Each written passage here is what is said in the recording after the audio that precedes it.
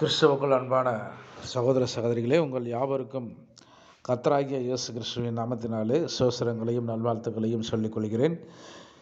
கடந்த நாட்களிலே நாம் சென்ட் பால் மினிஸ்ட்ரி மூலமாக இலவசமாக முழு வேதாகம புத்தகத்தை வழங்கி கொண்டு வருகிறோம். அந்த புத்தகமானது இந்த ஆண்டு கடைசி வாக்கிலே இன்றைய நாட்களிலே நாம் செங்கல்பட்டு மாவட்டத்திலே செய்யூர் தாலுகா கல்பாக்கம் அருகே உள்ள வேப்பஞ்சேரி என்ற கிராமத்திலே ஒரு மினிஸ்ட்ரி செய்யக்கூடிய அருமை சகோதரர் சாம்சங் என்பவர் மூலமாக நீண்ட காலமாக சிறுவர் ஓய்வு வேதாகம பள்ளி வருகிற பிள்ளைகளுக்கு அவர்கள் இப்பொழுது முழு வேதாகமத்தை படிக்கக்கூடிய ஒரு நிலையிலே தேர்ச்சி அடைந்த நிலையிலே அவர்களுக்கு பல நாட்களாக முழு வேதாகமத்தை வழங்க நாம் முயற்சி செய்திருந்தோம்.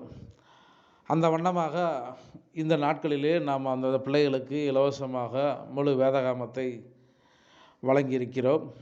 அந்த பிள்ளைகளை தேவன் எடுத்து பயன்படுத்துவராக. முழுக்க ஒரு இந்து குடும்பத்தை சார்ந்த பிள்ளைகள்.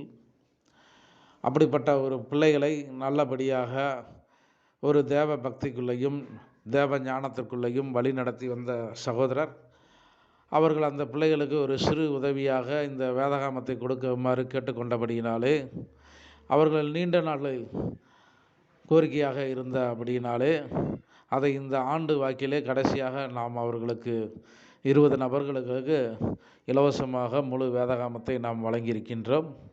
இந்த வேதாகமத்தை நமக்கு தொடர்ந்து சப்ளை செய்யக்கூடிய ஐயா குன்னூர் போதகர் ஐயா மோகன்குமார் அவர்களுக்கும் இந்த நேரத்தில் நாம் நன்றி செலுத்துகிறோம். நீங்கள் நம்மளுடைய ஊழியங்களுக்காக அதிகமாக ஜெபித்து கொள்ளவும்.